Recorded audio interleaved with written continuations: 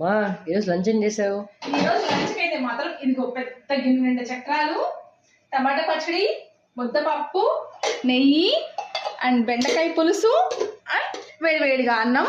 So ఇవి మన lunch recipes. అయితే ఇన్ని చక్రాలు ఎందుకు అనుకుంటారా? మాకైతే కాదండి. ఇల్లు హరివిల్లు ట్రెడిషనల్ హోమ్ ఫుడ్స్ అనేది నేను ఆన్లైన్ స్టోర్ ఓపెన్ చేశాను కదా, రాత్రి ఆ వీడియో చూసి నాకు నైట్ 9 o'clock మెసేజ్ చేశారు. నాకు మార్నింగ్ 10:30 కల్లా మీరు అందజేస్తారు, మినప చక్రాలు 1 kg కావాలి అన్నారు.